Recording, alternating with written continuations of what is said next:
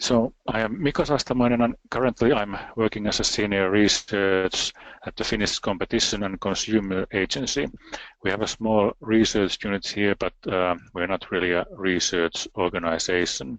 But the project that I'm about to tell you comes from my previous occupation in the National Consumer Research Center, where we coordinated another EU-funded project called Change in Behavior. And I got these slides from my former colleague Eva Heiskanen, so I'm grateful to her.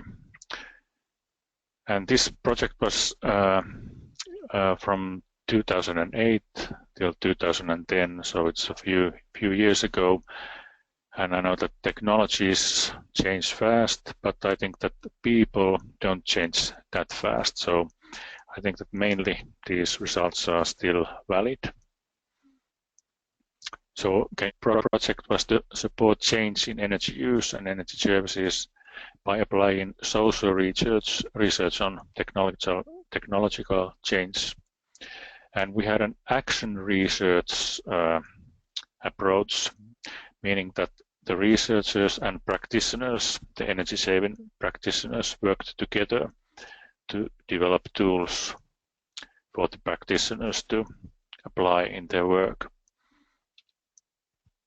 And in this project, our focus was on intermediary organizations. That means organizations that are neither the producers nor the consumers of energy, but lie somewhere between production and consumption, and who try to influence the energy usage. For example, energy-saving companies and NGOs who have energy-saving goals, or public organizations. And before we started this program, we noticed that there were new intermediary projects like these municipalities, NGOs and enterprises, and they had new means of engaging people to energy change, like social means like pledges and competitions, and also new ways of funding. And we also noticed that energy saving might come under various titles. It could be climate something, or sustainable something, or green something, but all these had to do with energy saving. But even with these new approaches to energy saving, we noticed that these intermediary organizations faced the same old problems of energy saving. Like there's no money to spend on energy efficiency. So there's no money to make the initial investments that could lead to energy saving and money saving later on. But if you don't have the money right now, then you can't make the investments. And also, the energy is invisible. The users of energy are not really interested in energy itself, but what you can do with it, like watch TV or heat your house or whatever you do with. And that there are also social barriers to energy change. People are reluctant to change. They are stuck in their own models of living and so on. So we had 13 partners in this project.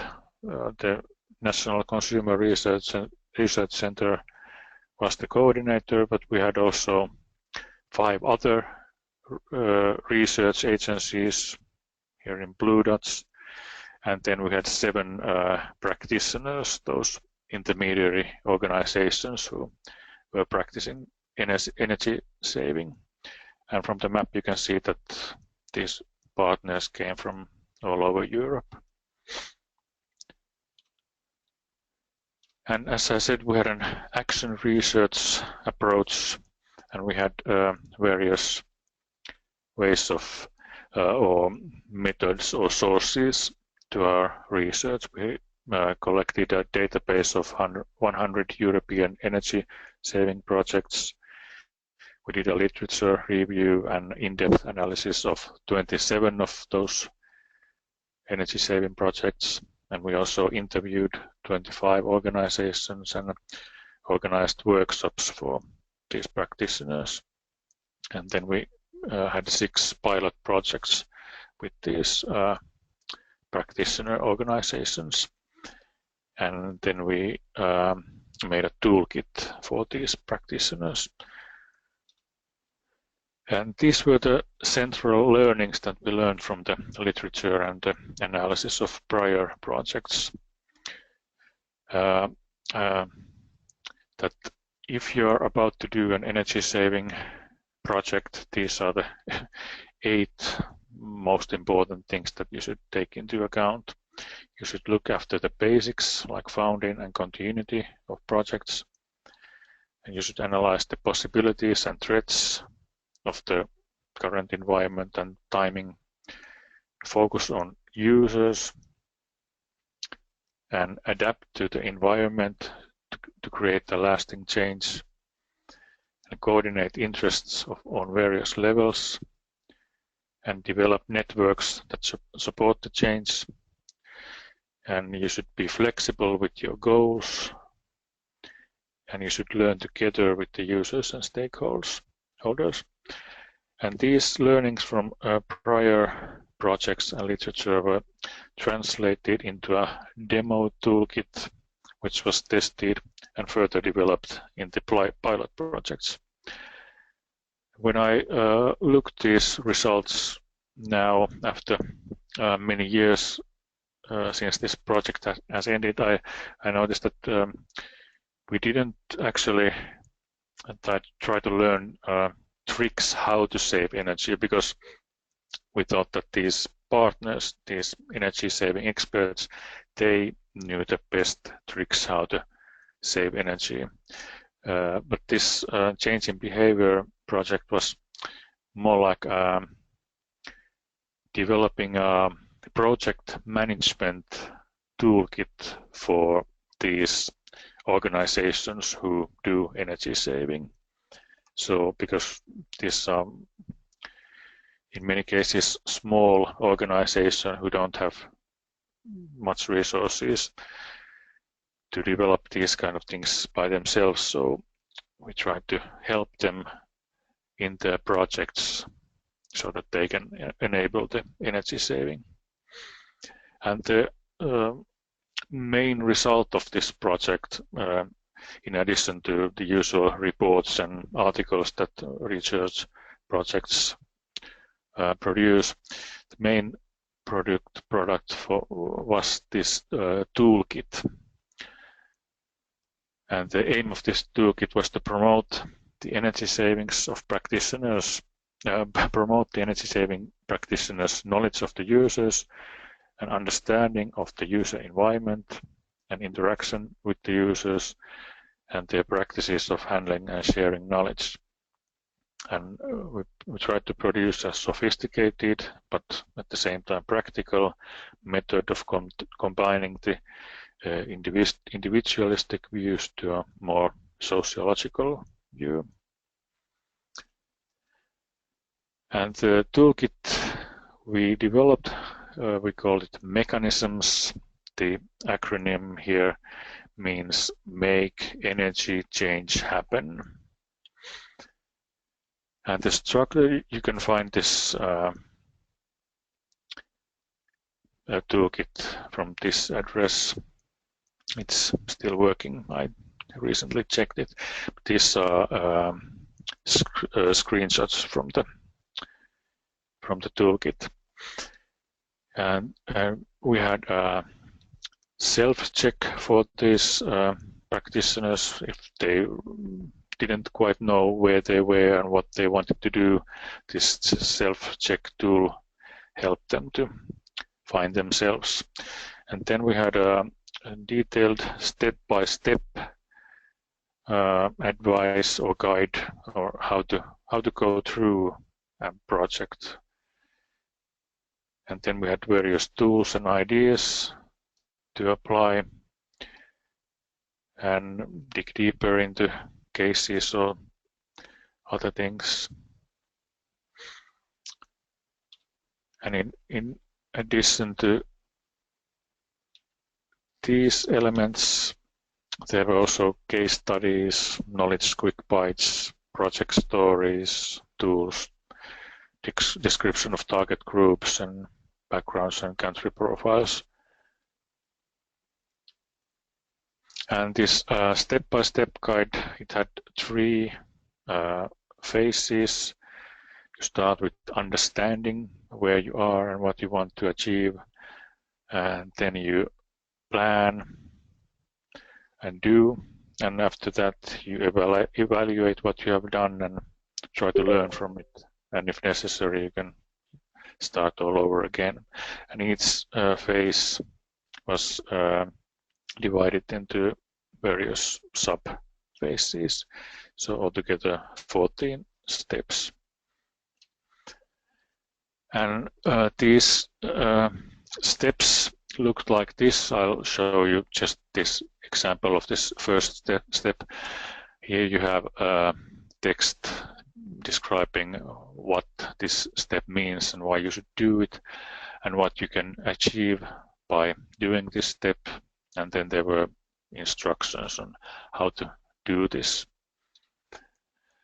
And with each step we included concrete tools how to